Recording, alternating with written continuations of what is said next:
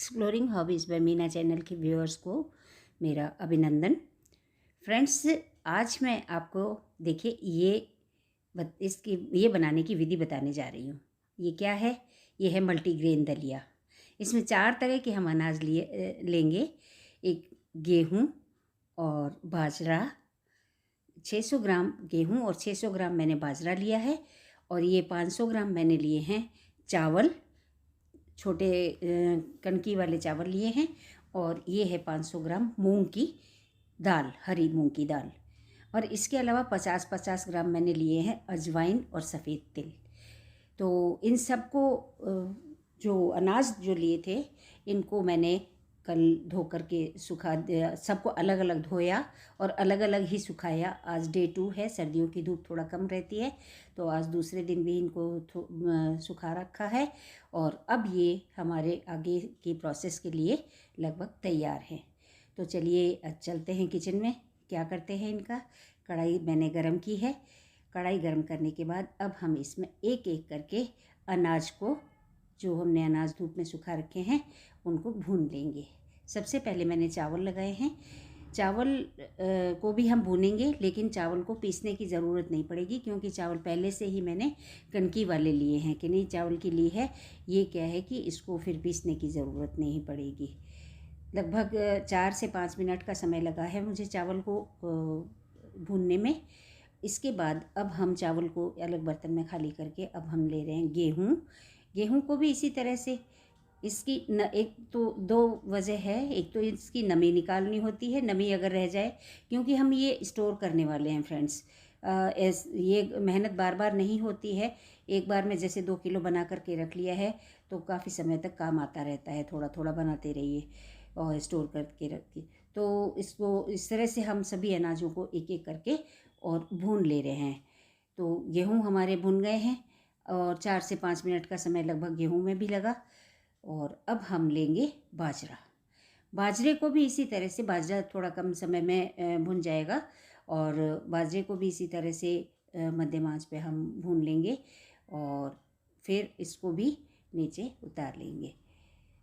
इसको भूनने के पीछे 2 कारण हैं। एक तो ये है कि जब हम बनाएंगे, इसको पकाएंगे, तब एक तो उस समय भूनने की ज़रूरत नहीं पड़ेगी फ्रेंड्स। और दूसरा ये है कि भुन जाएगा तो इसकी नमी निकल जाएगी। नमी निकलने से स्टोरेज में कोई समस्या नहीं आएगी। तो अब हम ले रहे हैं मूंग की दाल। इसे भी हमने धो करके सुखा लिया था और थोड़े बहुत कुछ एक छिलके उतरे थे, वो हाथ के हाथ ही सुखा दिया था। इसको भिगो कर रखा नहीं था, फिर भी थोड़ा बहुत फ़र्क पड़ जाता है। मूंग की जो छिलके वाली दाल है, इसको भी इसी तरह से हम नमी निकालने के लिए भून रहे हैं, गरम कर रहे हैं, और 3-4 मिनट का समय इसमें भी लगेगा। सर्दियों में खाने के लिए तो इसका मल्टीग्रेन दलिया वैसे भी बहुत ही पौष्टिक रहता है। हमने ये सफ़ेद तिल डाल दिए हैं गरम कढ़ाई में, जो अब थोड़ा थोड़ा चटकने लगे हैं। और इसी तरह से हम अजवाइन भी अब इसमें डाले दे रहे हैं। अजवाइन भी थोड़ा सा भून लेंगे, इसकी भी नमी निकल जाएगी।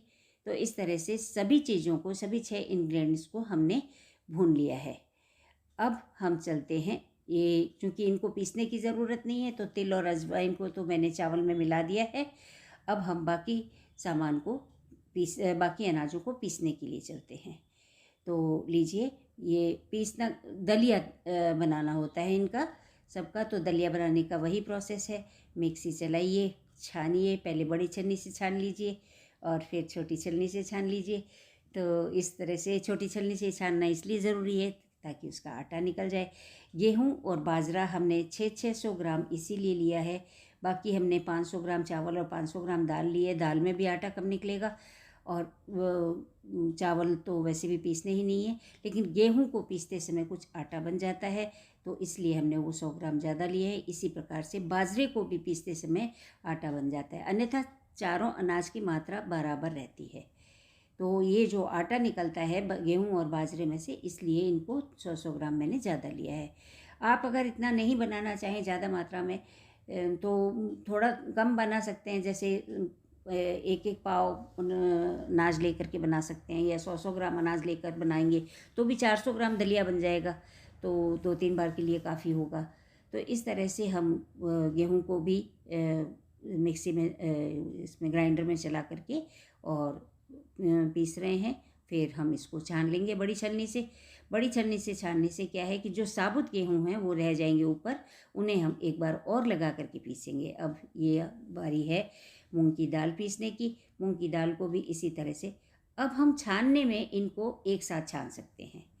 देखिए, धोना अलग अलग, सुखाना अलग अलग, क्योंकि इनके जो जब हम इनको सेकते हैं, भूनते हैं, तो अलग अलग समय लेता है हर एक अनाज अपने भुनने में, तो इसलिए इनको अलग अलग रखना पड़ा। लेकिन अब छानते समय हम इनको सबको इकट्ठा कर लेंगे। लास्ट में तीनों अनाजों को पीस करके छानने के बाद में हम इनको चावल और ये जो तिल और अजवाइन हमारे भुने रखे हैं उसमें मिक्स कर लेंगे। तो फ्रेंड्स, इस तरह से बना हुआ ये जो पौष्टिक दलिया है बहुत ही स्वादिष्ट भी लगता है। इसमें बहुत सारी सब्जियां मिला करके सर्दियों में बनाया जाए तब तो सर्दियों में तो वैसे ही बनाया जाता है, अच्छा लगता है, लेकिन गर्मियों में भी अच्छा लगता है। जो भी उपलब्ध सब्जियां होती हैं घर में डालिए, बनाइए, बहुत ही अच्छा लगेगा। बाकी सर्दियों में तो वैसे भी बाजरा जो है वो वैसे भी हमें ऊष्मा देता है, वो बहुत ऊर्जावान होता है, पौष्टिक भी होता है। और बाकी इंग्रेडिएंट्स हैं वो भी अपने अपनी जगह पे बहुत ही पौष्टिक होते हैं, बहुत सी खनिज लवणों से भरपूर होते हैं। तो इस तरह से सबको पीस करके हमने एक साथ छान लिया था और जो मोटा हिस्सा रह गया था उसको दोबारा पीस लिया। अब हम इसका आटा निकालेंगे। मैं एक और बर्तन ले लेती हूँ ताकि अब दूसरे बर्तन में आटा निकालती रहेंगी, इसमें तो फिर ऐसे आटा चलता रहेगा। तो देखिए, आटा निकालने की प्रक्रिया शुरू हो गई है। आटा निकाल करके और जो ऊपर बचेगा इस छलनी में, आटे की छलनी में जो ऊपर बचेगा वही हमारा मल्टीग्रेन दलिया तैयार हो जाएगा। तो इस तरह से फ्रेंड्स, इसको हमने चावल के डोंगे में मिला करके और ये मल्टीग्रेन दलिया तैयार हो जाएगा। और इसको हम अब एक एयर टाइट कंटेनर में भर के रख लेंगे। और जब चाहे, जब भी कुछ नहीं बनाने का मन है तब भी काम आएगा, और कुछ ऊर्जावान अच्छा खाना है तब भी ये काम आएगा। तो आप भी अपने घर में ही बना सकते हैं। वैसे बाज़ार में मल्टीग्रेन दलिया बना बनाया मिल जाता है, लेकिन आप इसको घर में भी बना सकते हैं और स्टोर करके इस तरह से रख सकते हैं। तो आप भी बनाइए और अपने परिवार को खिलाइए, खाइए, और मुझे भी बताइए कि आपसे कैसा बना ये दलिया। Thanks for watching. मिलते हैं अगले किसी और वीडियो में, तब तक के लिए आज्ञा दीजिए। धन्यवाद।